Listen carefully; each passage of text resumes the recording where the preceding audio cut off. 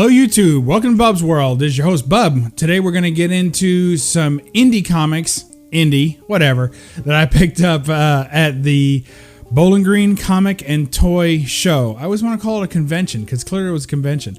Over at the Corvette Museum in Bowling Green, Kentucky. Absolutely fantastic show. I've already talked about it twice when I showed off the Marvel Hall and the DC Hall.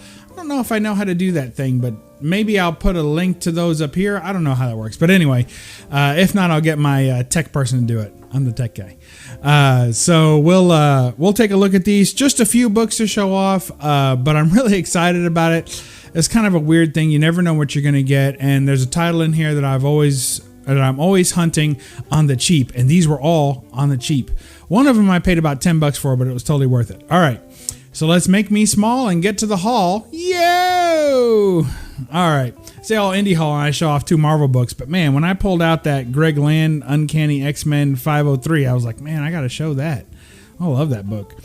And then, of course, can't go wrong with Star Wars. All right, so let's get into it. First off, the book I paid $10 for. My good buddy Azkaban was down there. He's a dealer.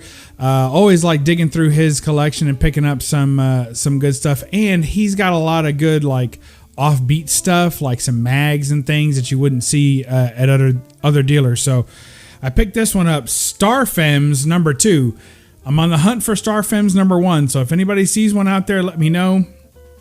But I think there's only like 2 in the run, so it's just 1 and 2, and this is fantastic, just good stuff. I say Gulaki, but it could be Gulaki. I don't know. But Paul Gulaki art, and you're in for a treat today because we're gonna actually crack into this. So Star Femmes, what do you think? What do you think, YouTube comic community? Should we crack that open? I think so. All right, so let's take a quick look at it.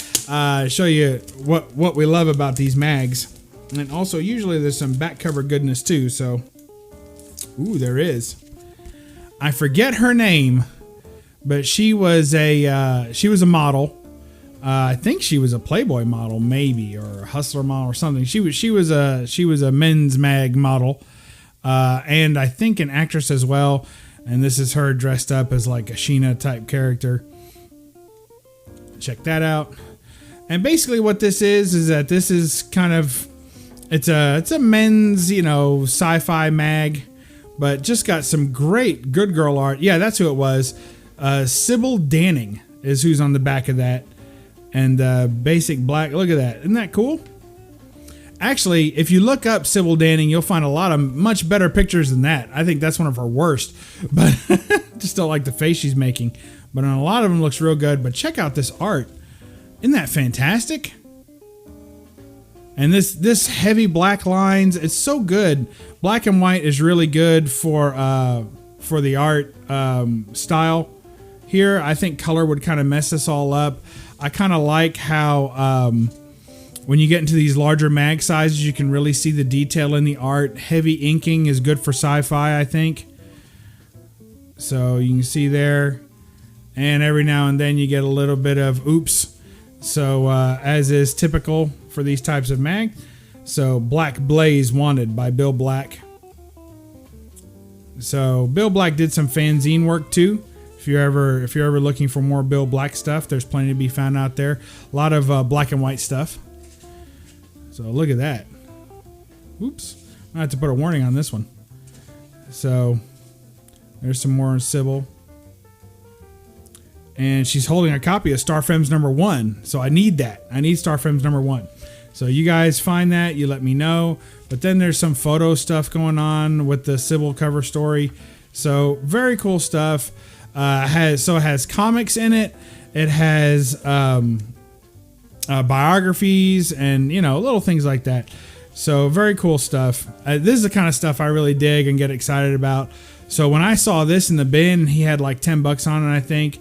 And then it's got a Mista of the Moon feature, which you guys know I'm a big Planet Comics fan. So cool to get Matt Baker art in there and some Mista of the Moon, which I'm a big fan of. So such good stuff in these mags. I hope you guys enjoy that. I had a comment. There's some Planet Comics feature there.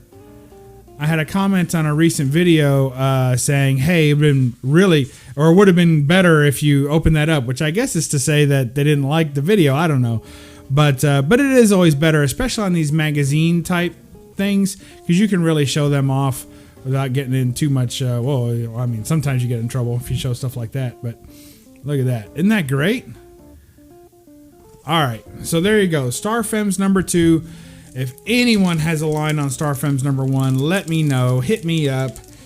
Slide into my DMs and let me know what the story is, because I need that mag, and I don't know. I've literally never seen it in the wild. I'd never seen this in the wild. So, but I've been after it anyway. All right, so there we go. Thanks again to Ask a Man for having this. And hey, Ask a Man, if you're watching or listening and you have a line on number 1, keep me in mind. Hit me up and let me know what the story is. Now, you guys know that I don't collect a lot of Disney type stuff. Not classic Disney like Scrooge, McDuck, and all that kind of stuff. I don't do too much of that. But I do like a good early shark cover.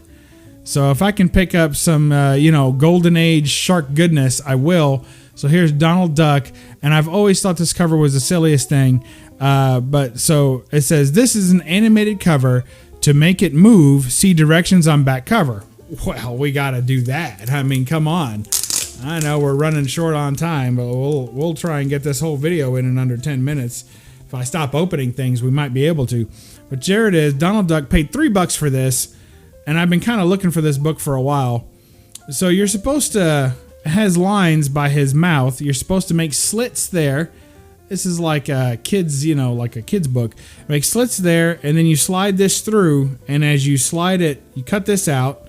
And as you slide it through the mouth, it's supposed to kind of turn that into that. And you slide it back and forth. I mean, that's a lot of work to ultimately do nothing but destroy a comic that already had a cool shark cover. And check out that date stamp. I mean, can you not, or whatever that is, some kind of stamp.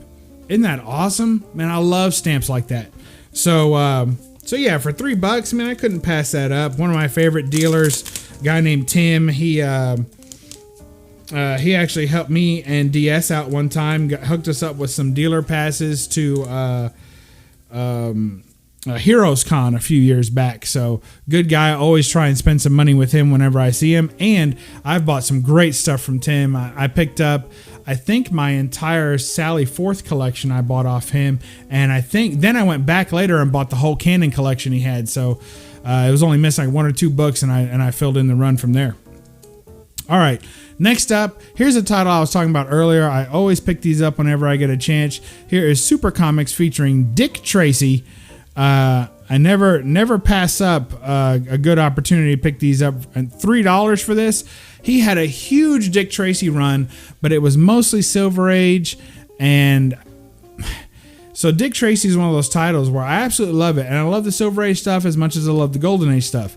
But here's the deal. It's a long title, and there's tons of books. I mean, I would have hundreds of Dick Tracy books if I just picked up every one that I saw. So instead, I try and limit myself to Golden Age Dick Tracy only, or special edition type stuff, because I'll just pick them all up. And these comics, I mean, they always have some gruesome murder, some rough death scenes and everything in it. So there's Dick Tracy hanging out on top. I'm glad they included him in his iconic hat up there to show that there's more. And there's Winnie Winkle. Check that out. Little good girl art. So Dick Tracy working in the lab. So that's good stuff. You almost have to wonder if they shouted out over the PA that they needed Dick in the lab. So they probably did. All right.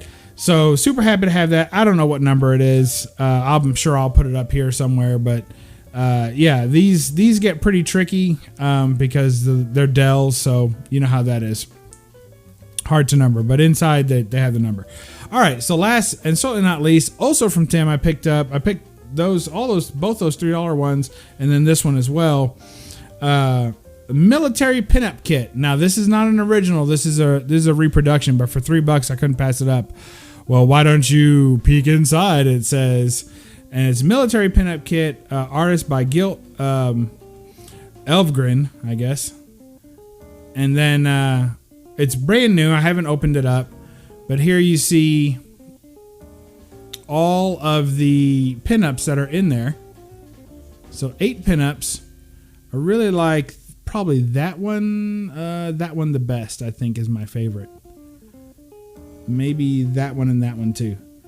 I like them all. Isn't that cool? And then it comes with 4 postcards, which are all very cool as well. And then 1 gatefold. Hey. So, and then it has like instructions on how to pin it up, and the whole thing opens up and you can use it as pinup. So very cool stuff. And you can send it to someone if you need to, and postmark it and send it to someone, presumably in the military that would want this. So it says inspired by the original pinup kits popular during World War II. So very cool. I don't know if I got a great deal on it. $3. I was pleased with it. It's kind of a cool little thing. I don't know if I'll open it. I can't decide. Leave a comment below if you think I should crack that open someday and use it as an actual pinup. I don't know. I have so many pinup worthy stuff in my collection and in my comic room already that I don't know if I should clutter it with that. But very cool, and I just like looking at the little pictures and stuff. So that's it. That's my haul. I hope y'all appreciated that. Kind of an indie haul from the Bowling Green Comic and Toy Show. And I've already decided that next year, even if I only have 2 things to sell, I'm going to go ahead and get a booth next year and try to peddle a few wares while I'm there, just so I can get an early crack at some of this other stuff and try and do a little early dealer trading. So we'll see how that goes. Wish me luck. All right. So remember to read a comic or a mag, and don't apologize for the glare. Bye-bye.